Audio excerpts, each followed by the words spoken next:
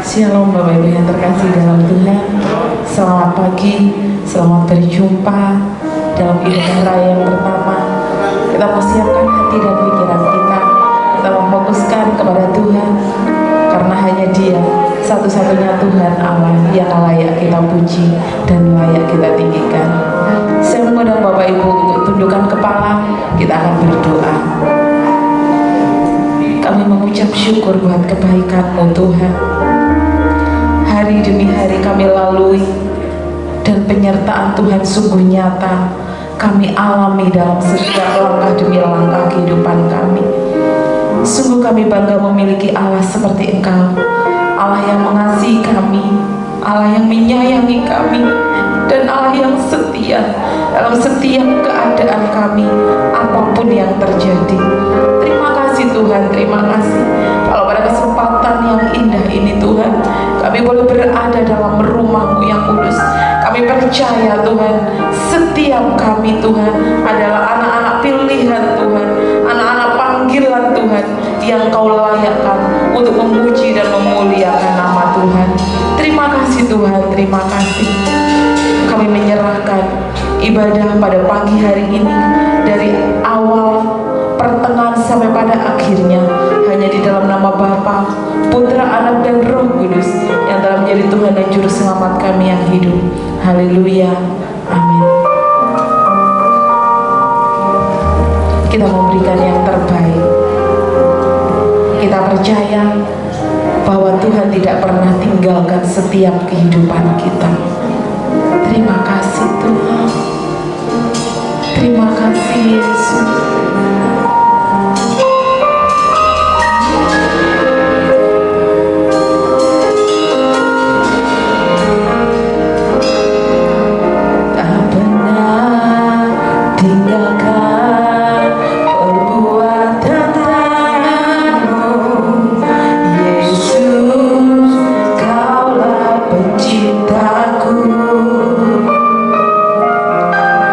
Setelah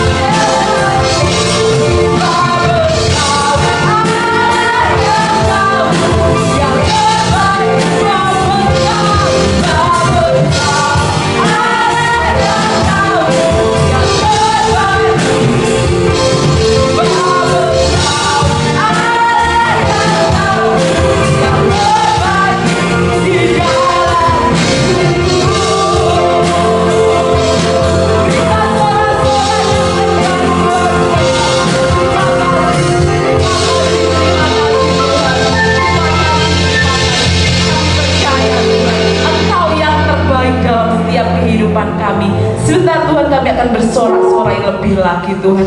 Kami akan bertepuk tangan, semua kami persembahkan untuk hormat kemuliaan nama Tuhan. Yang siap untuk lebih lagi bersuka cita, sama-sama katakan amin.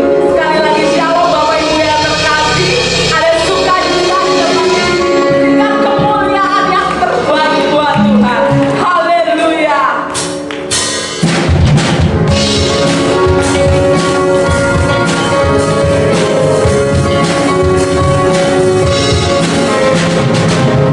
Betapa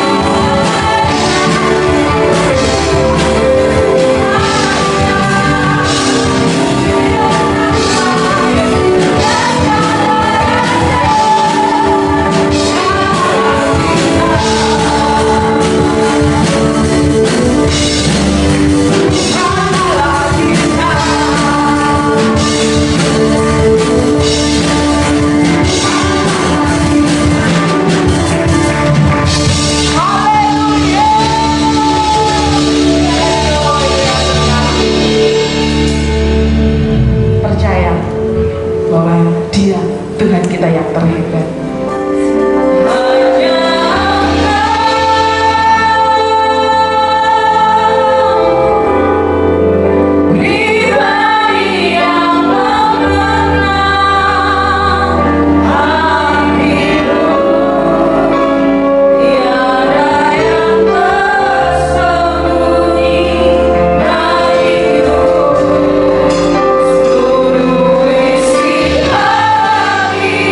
Ku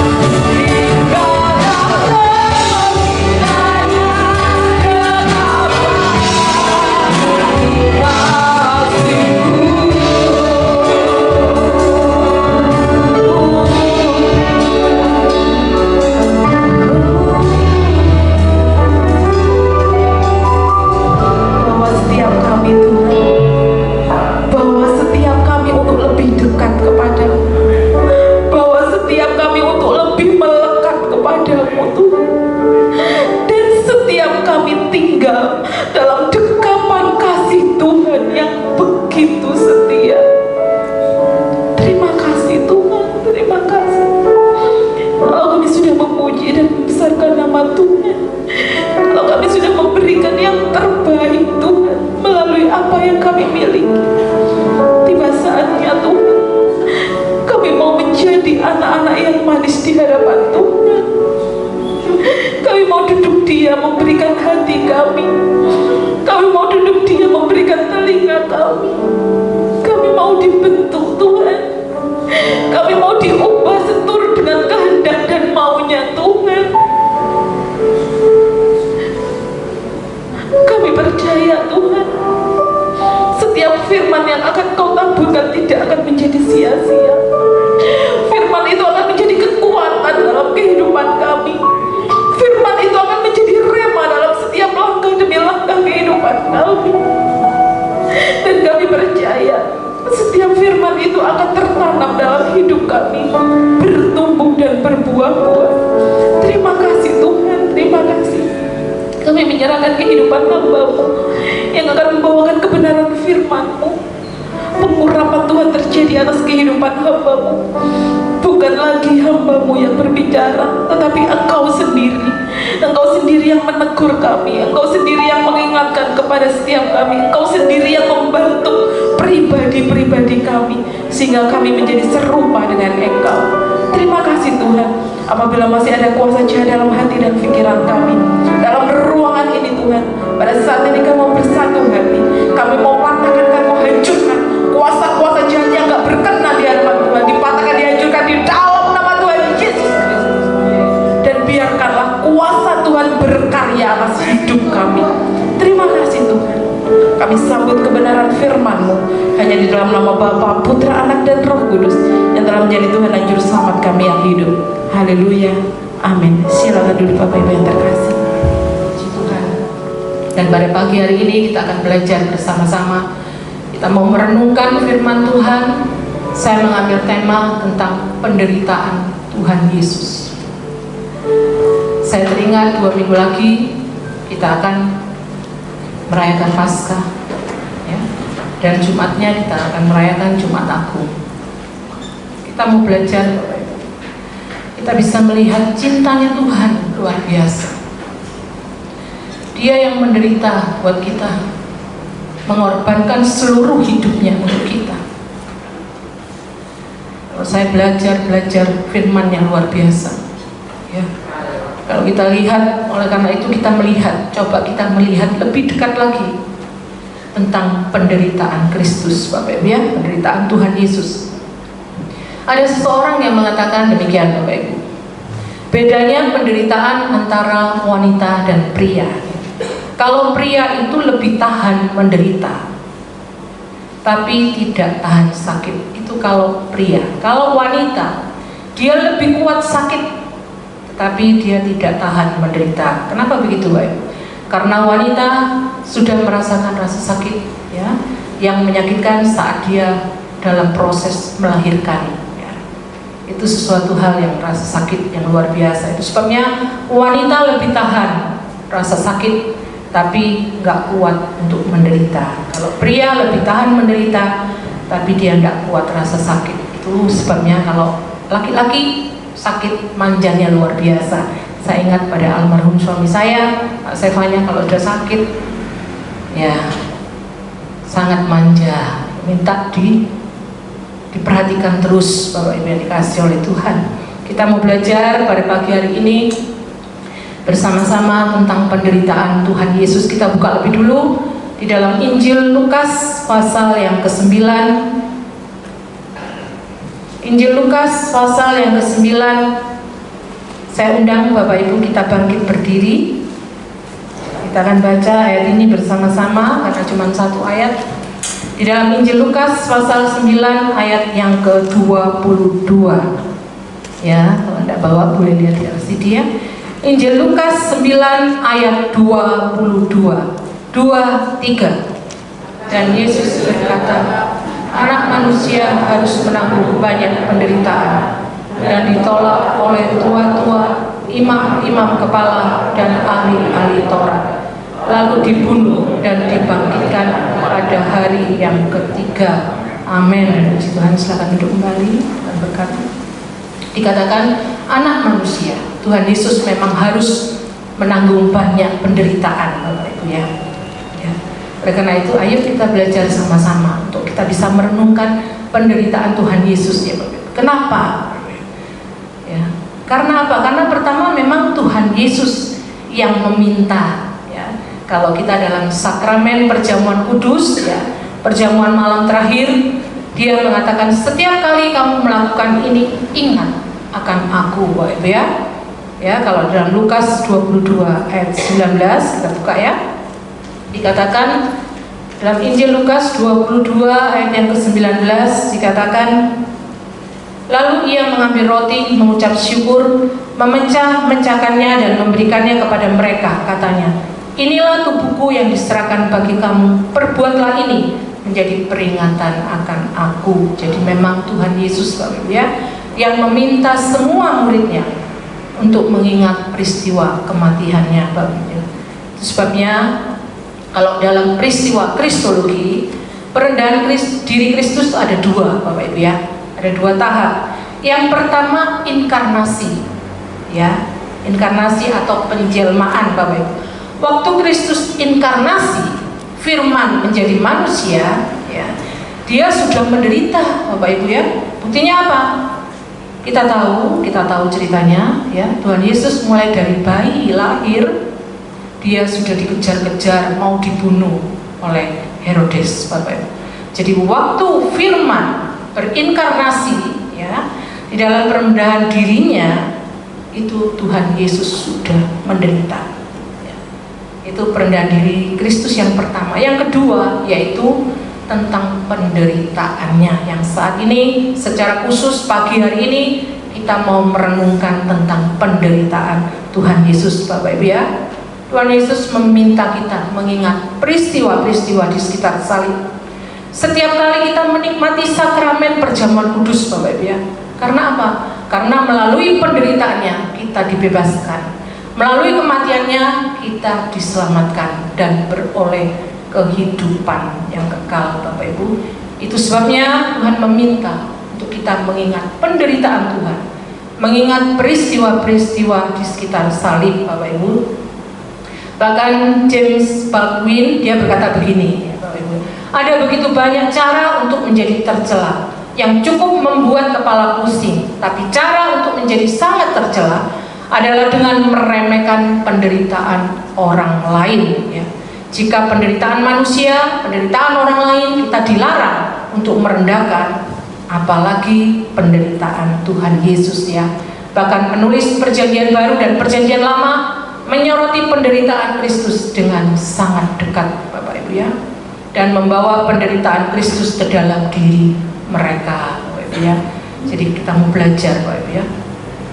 Bahkan kita ini sudah terhisap di dalam Kristus oleh anugerah Tuhan ya. Karena itu Bapak Ibu, karena kita ini ada di dalam Kristus, maka kehidupan Kristus harus ada di hidup kita Bapak Ibu ya. Sehingga kehidupan kita akan bersama-sama dengan kehidupan Kristus ya.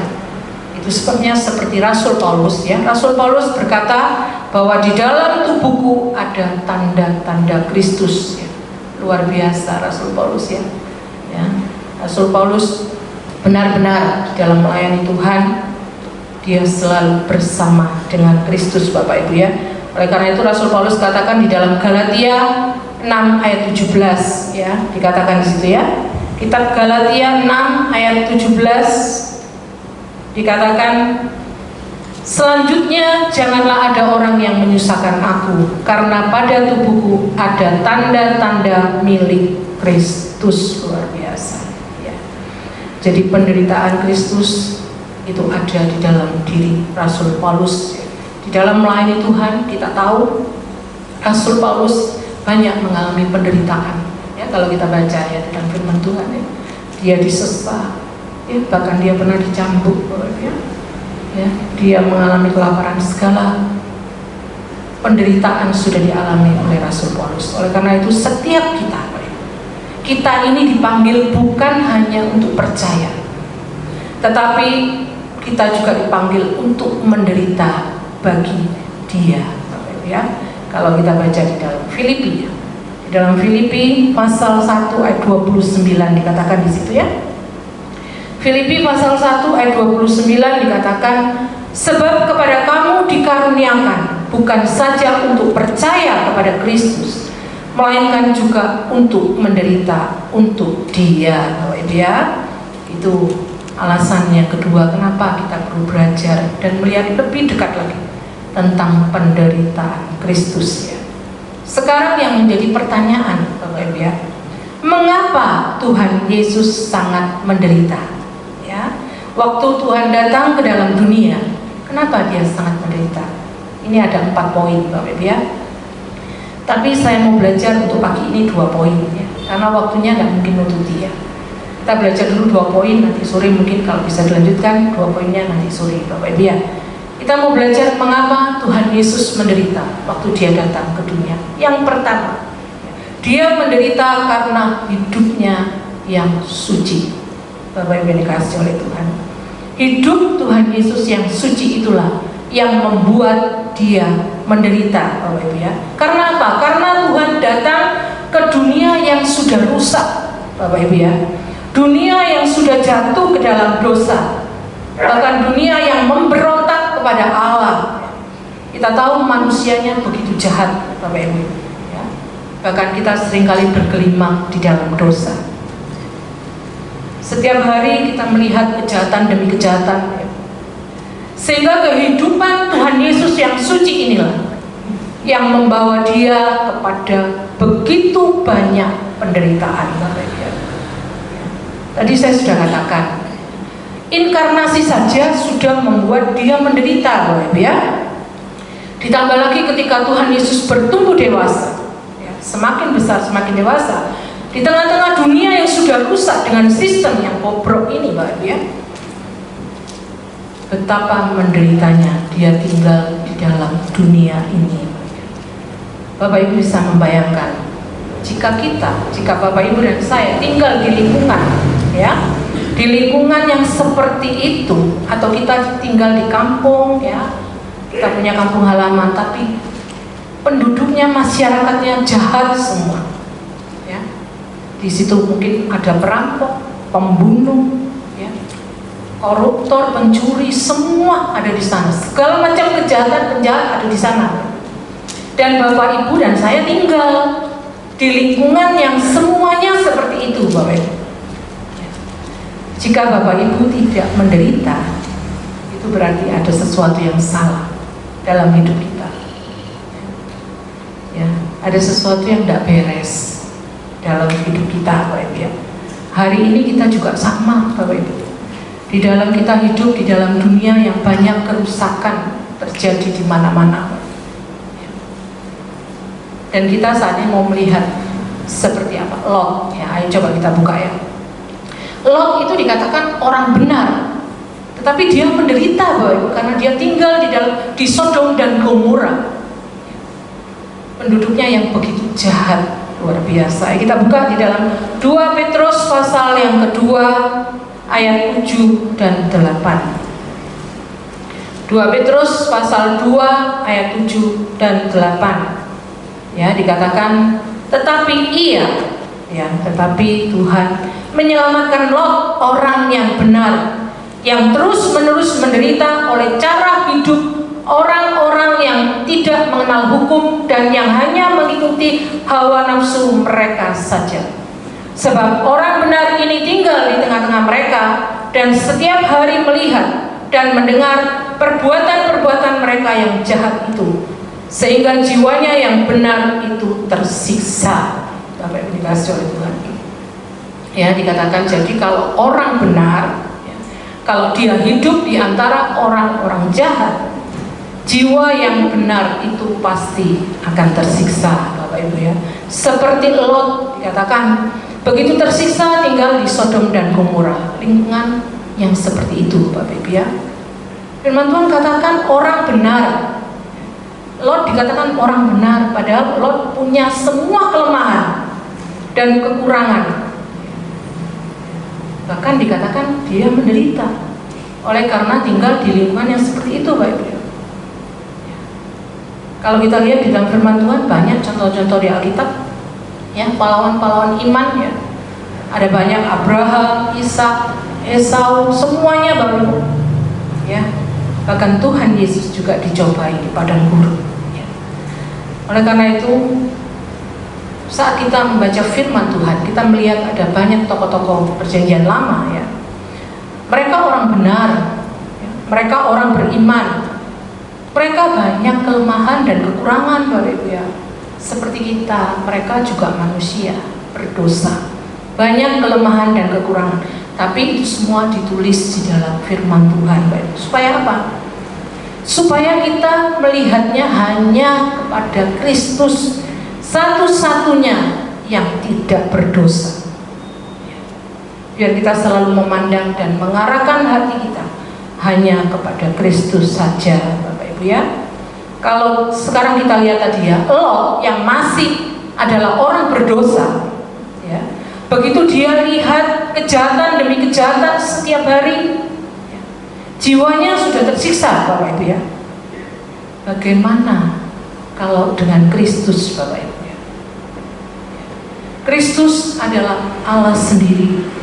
Dia suci, tidak ada dosa sama sekali ya, dalam hidupnya. Lalu Tuhan lihat kejahatan demi kejahatan ya. Tuhan lihat orang-orang munafik, Tuhan lihat orang-orang jahat, orang-orang yang menindas orang lain ya. Tuhan lihat berbagai macam kejahatan, ada perampokan, pembunuhan, pencurian ya. Betapa menderitanya Kristus, Bapak Ibu ya. Penderitaan yang sulit untuk kita bisa membayangkan, karena kita tidak pernah mengecap apa itu hidup suci. Kita tidak pernah tahu, Bapak Ibu, apa itu hidup tanpa dosa. Kita tidak punya kesadaran seperti itu, sehingga kita tidak akan pernah bisa menyelami penderitaan yang begitu menyiksa Tuhan Yesus, Bapak Ibu. Tinggal di dunia yang telah rusak, yang telah jatuh ke dalam dosa, itu tidak mudah bagi Kristus. Jadi kenapa Kristus menderita? Karena hidupnya yang suci, Bapak Ibu ya. Hidup suci bagi kita mungkin membuat kita menderita ya, seperti Kristus. Tapi hidup suci satu-satunya adalah cara hidup yang layak untuk diperjuangkan dan kita jalani dalam hidup ini, Bapak Ibu ya. Oleh karena itu kita belajar ya, supaya kita bisa menjaga kesucian hidup, Bapak Ibu ya. Hidup kita ya, walaupun saat kita menjaga kesucian hidup, itu pasti akan membawa kita kepada berbagai macam kesulitan, Bapak Ibu ya. Bahkan penderitaan mungkin akan terjadi karena kita memilih hidup suci seperti yang diajarkan Tuhan. Maka kita pasti akan mengalami penderitaan. Lot pun mengalami, Bapak Ibu. Bahkan Kristus pun menderita ya, di dalam hidupnya saat dia berada di dunia. Tetapi itu jalan, cara hidup yang harus diperjuangkan, Bapak Ibu ya, yang harus kita jalani ya.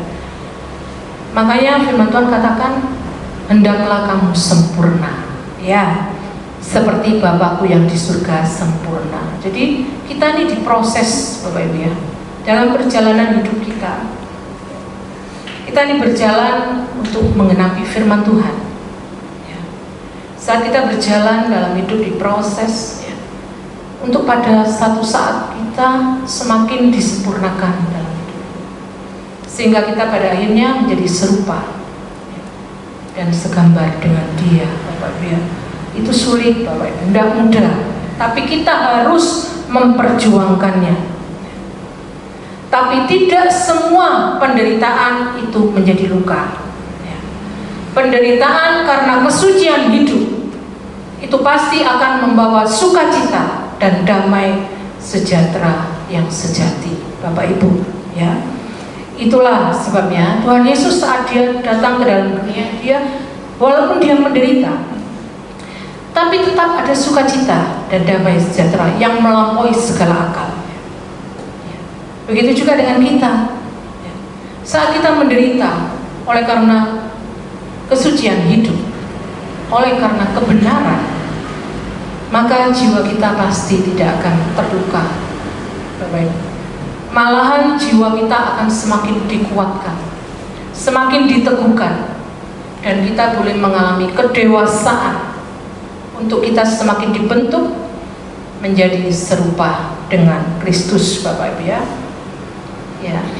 Tapi jika penderitaan yang kita alami membuat jiwa kita terluka, Bapak Ibu, pasti penderitaan itu bukan karena kesucian hidup, bukan karena kebenaran hidup yang kita jalani, tapi itu karena kesalahan kita, Bapak Ibu ya. Kalau kita mengalami penderitaan tapi yang membuat kita tersiksa ya. Karena kalau kita menderita oleh karena kesucian hidup, itu pasti tidak akan membawa jiwa kita terluka, Bapak Ibu ya. Begitu Kristus jiwanya tidak terluka, Bapak Ibu. Bagaimana kita tahu kalau Kristus tidak terluka? Waktu dia digantung di kayu salib, justru yang keluar dari mulutnya sebuah doa yang agung, Bapak Ibu. Dia mengatakan, "Ya Bapa, ampunilah mereka, karena mereka tidak tahu apa yang mereka perbuat." Bapak Ibu, luar biasa ya, malah doa yang agung itu keluar. Luar biasa Tuhan Yesus ya. Padahal Tuhan Yesus sudah disiksa dengan penderitaan yang luar biasa. Saya mempelajarinya, Bapak Ibu. Ya, saat saya mempelajari saya menangis. Luar biasa penderitaan Kristus ya. Ya, saat dia disiksa, bahkan saat dia dicambuk, saya mempelajarinya luar biasa. Penderitaan yang tidak bisa saya bayangkan, Bapak Ibu ya. Tapi itu dialami oleh Tuhan karena cintanya kepada kita, Bapak Ibu ya. Oleh karena itu, kalau penderitaan yang Tuhan alami, pasti Tuhan senantiasa selalu ada sukacita, damai sejahtera. Oleh karena kasih-Nya yang luar biasa. Oleh karena itu ada jaminan pada pagi hari ini buat kita semua. Jika Bapak Ibu dan saya menderita karena hidup yang suci, menderita karena hidup yang benar, jiwa kita tidak akan pernah menderita, Bapak Ibu ya. Itu sebabnya satu-satunya cara hidup yang harus kita jalani, yaitu hidup suci atau hidup benar, walaupun kita harus menderita, Bapak Ibu ya. Seperti Kristus ya, kita mengalami penderitaan. Kalau hidup kita benar tidak apa-apa. Bahkan firman Tuhan katakan, kalau kita menderita oleh karena kebenaran, kita berbahagia. Kita baca di dalam 1 Petrus pasal 3 ayat yang ke-14a. Dikatakan di situ 1 Petrus pasal 3 ayat 14a, "Tetapi sekalipun kamu harus menderita juga karena kebenaran, kamu akan berbahagia." Ya, luar biasa ya. Saat kita dalam penderitaan, tapi karena kita hidup benar, mungkin dalam pekerjaan. Ya, saya teringat dulu ada seorang jemaat yang mengatakan, "Iya, Pak Sef," dia bilang, saya kan di sebelahnya dengar, "Saya itu di pekerjaan, saya itu selalu disuruh berbuat hal yang tidak wajar, tidak baik. Maaf, dia kalau diajak sama bosnya katanya di tempat-tempat yang tidak baik, dia disuruh ikut, tapi dia tidak mau." Luar biasa. Walaupun dia akhirnya disingkirkan, tapi itu luar biasa di hadapan Tuhan. Dia menderita karena hidup benar, karena hidup yang suci, Bapak Ibu ya. Oleh karena itu, ayo kita belajar, Bapak Ibu. Kalau kita menderita karena hidup kita benar, kita berbahagia, Bapak Ibu ya. Oleh karena itu saya katakan, penderitaan yang sungguh-sungguh berarti adalah penderitaan oleh karena Kristus, Bapak Ibu. Itu satu-satunya penderitaan yang layak untuk kita jalani dalam hidup ini. Jangan kita mau menderita jika bukan karena Kristus, Bapak Ibu ya. Jangan kita mau menderita jika bukan karena kebenaran. Jangan kita mau menderita jika bukan karena kesucian hidup. Jangan mau, Bapak Ibu. Kita harus melawan hati nurani kita. Aku gak mau menderita karena hal-hal yang seperti itu, Bapak Ibu ya. Oleh karena itu, kesucian hidup dan kebenaran itulah satu-satunya penderitaan yang paling berarti dalam hidup ini, Bapak Ibu ya. Oleh karena itu kita harus belajar, ya. Kita belajar menjalani, meneladani apa yang sudah Kristus lakukan di dalam hidup di dunia ini, Bapak Ibu ya. Ayo kita belajar untuk menjaga hidup kita supaya tetap suci, Bapak Ibu ya, dan kita hidup di dalam kebenaran. Bagaimana kita bisa tahu hidup dalam kebenaran? Hanya kalau kita belajar firman Tuhan ya. Kita bisa tahu, Bapak Ibu ya. Di dalam firman Tuhan ada kebenaran-kebenaran Kristus yang harus kita lakukan, Bapak Ibu. Oleh karena itu firman Tuhan bukan cuma dibaca, tapi kita harus belajar melakukannya, Bapak Ibu ya. Luar biasa, itu poin yang pertama. Sekarang poin yang kedua, Bapak Ibu ya. Mengapa Tuhan Yesus sangat menderita? Yang kedua, karena Tuhan Yesus taat untuk mengerjakan kehendak Bapaknya. Kita buka di dalam Yohanes pasal 4 ayat yang ke-34. Injil Yohanes pasal 4 ayat 34. Situ dikatakan, kata Yesus kepada mereka, makananku ialah melakukan kehendak Dia yang mengutus aku dan menyelesaikan pekerjaannya. Amin. Luar biasa. Inilah yang membawa Tuhan Yesus kepada berbagai macam penderitaan hidup yang luar biasa. Karena apa, Bapak? Karena ketaatannya di dalam mengerjakan kehendak Bapaknya. Bapak Ibu, dari pihak Kristus ya. Dari pihak Kristus ini, Bapak ya. Kristus mati pertama-tama bukan untuk menyelamatkan kita. Ini dari pihak Kristus. Dari pihak Kristus Dia mati untuk memenuhi semua kehendak Bapaknya. Ketaatannya kepada Bapaknya, cinta kasih yang luar biasa, cintanya yang dalam kepada Bapaknya, karena Dia mengerjakan kehendak Bapaknya, bahkan demi memuaskan semua murka Allah, Dia tunduk kepada kehendak Bapaknya mutlak,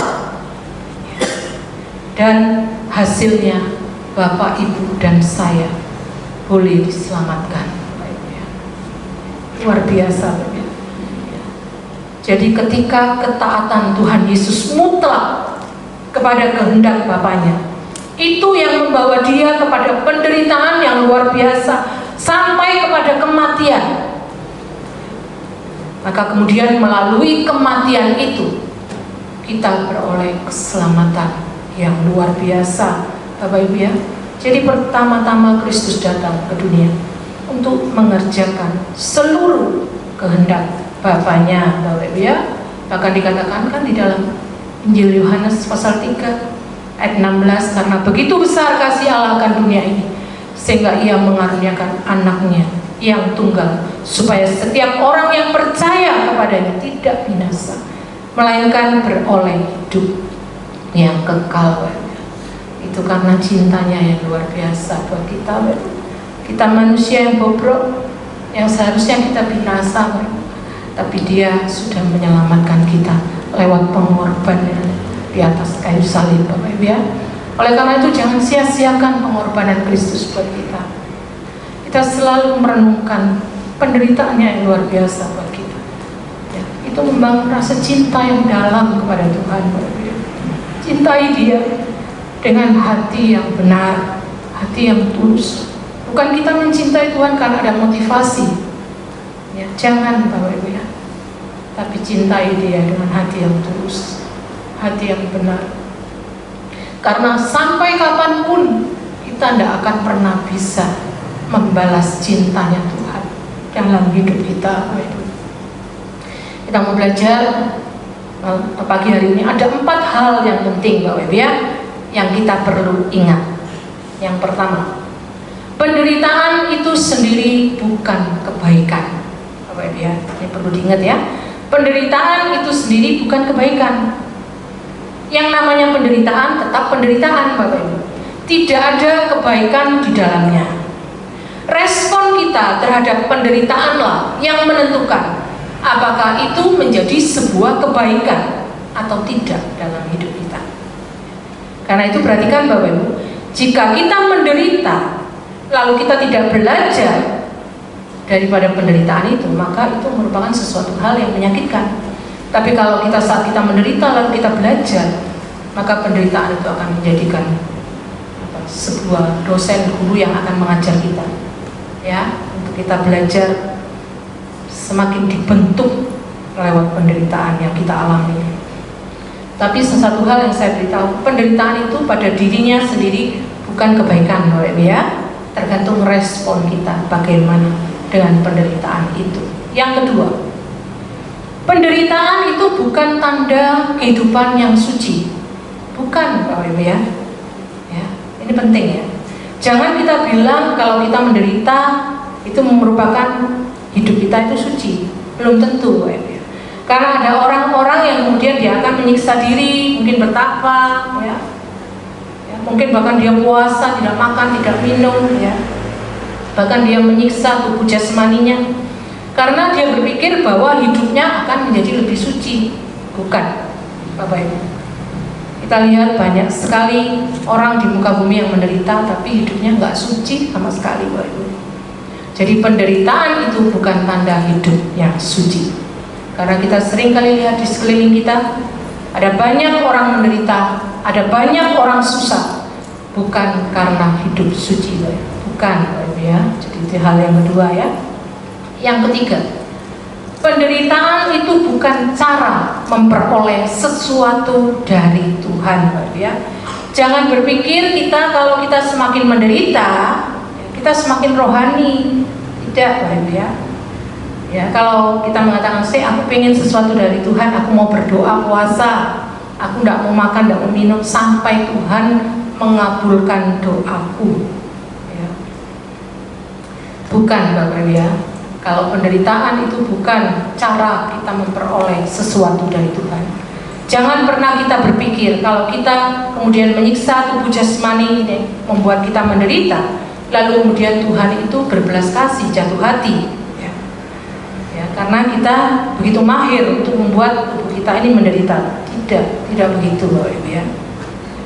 Jadi penderitaan bukan cara untuk kita bisa memperoleh sesuatu dari Tuhan, bukan, Bapak Ibu, ya. Perhatikan, Bapak Ibu, ya. Semua doa kita yang dijawab oleh Tuhan itu anugerah. Doa kita yang tidak dijawab oleh Tuhan itu juga anugerah, Bapak Ibu, ya.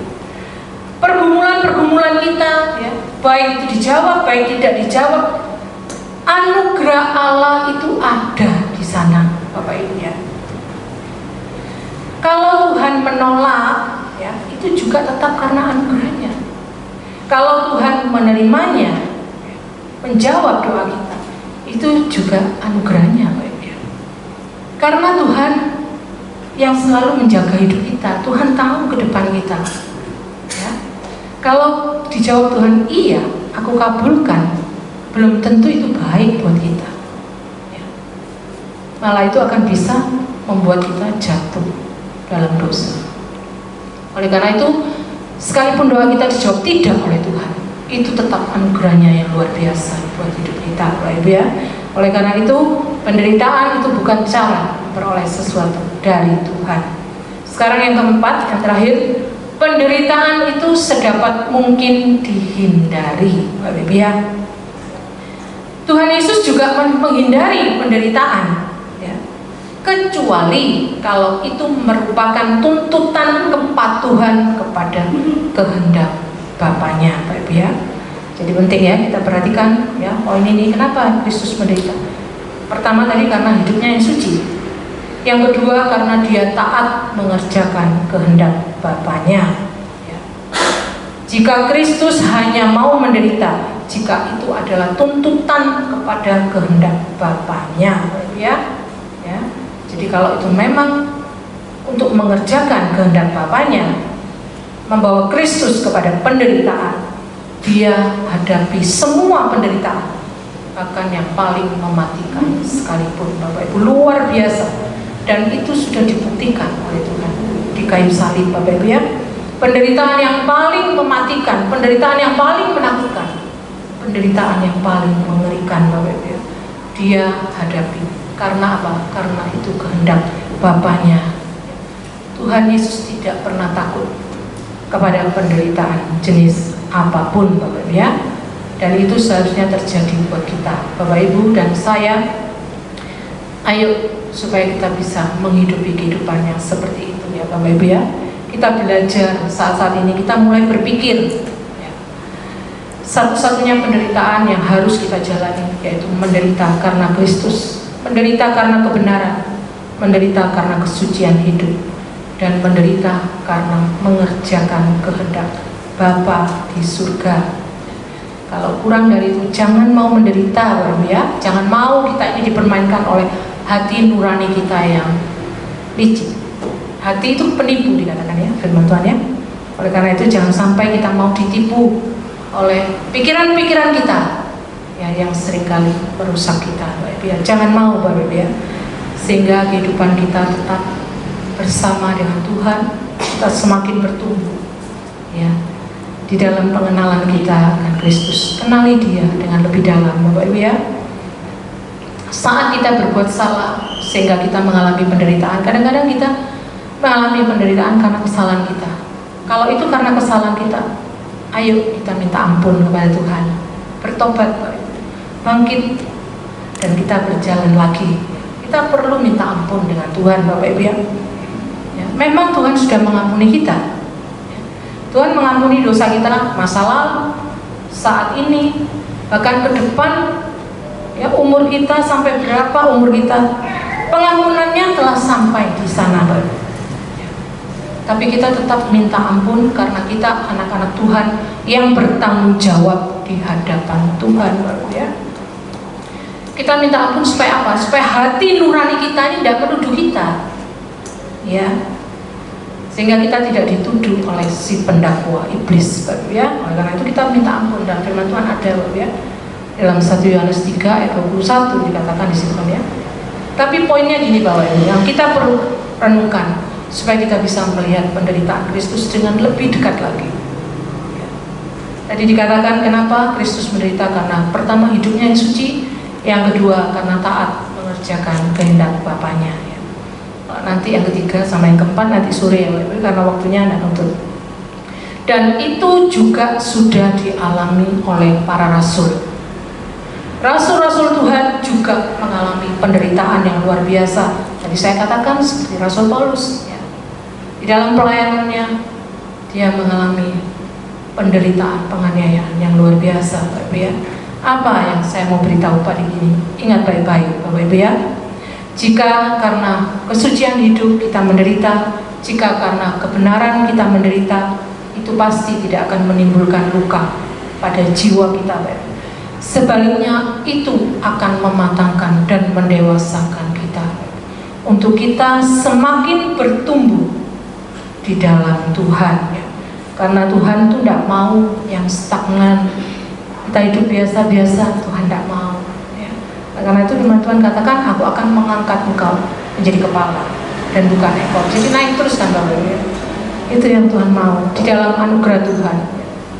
Saat kita melakukan kesalahan ya, kelalaian di dalam dosa, kita harus bertobat, datang minta ampun, Tuhan pasti ampuni.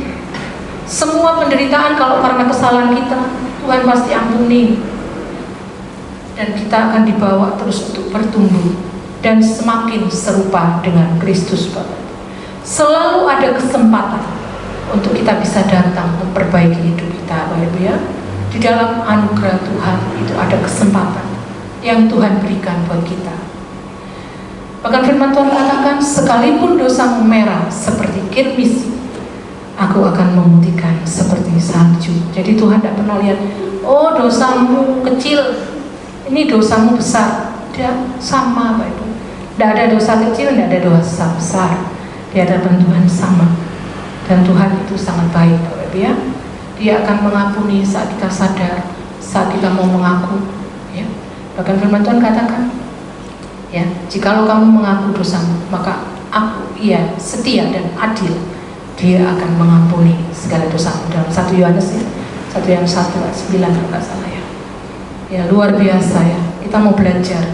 Pagi hari ini diingatkan ya, kita belajar 2 poin pagi ini ya. Kalau kita menderita karena hidup kita suci, kita menderita karena kebenaran, kita menderita karena kita taat untuk melakukan kehendak Tuhan dalam hidup kita, maka pasti Tuhan akan melimpahkan damai sejahteranya dan sukacitanya dalam hidup kita. Ya, penderitaan itu tidak membuat kita sakit, tidak. Tapi kalau penderitaan itu membuat kita sakit, itu berarti karena kesalahan kita, ya. Kita belajar bagian ini, kita diingatkan. Waktu begitu cepat berlalu, ya. Tidak terasa. Sebentar kita sudah mau Paskah. Selalu ingat akan kebaikan Tuhan, kasih Tuhan dalam hidup kita. Oleh karena itu saya membawa jemaat tetap setia terus. Jangan kita ke gereja, kita beribadah, yang kita lihat fokus kita hanya Tuhan. Kita tidak mau lihat samping kiri kanan ya orang lain ya. Kalau kita melihat sesama, kita melihat orang lain, pasti kita akan sakit. Nantinya pasti kita akan kecewa. Tapi kalau fokus kita pandang kepada Tuhan, saya yakin dan percaya kita bisa memberikan yang terbaik buat Tuhan dalam hidup kita, dan kita mau menyenangkan hati Tuhan, ya. Tutup Alkitab kita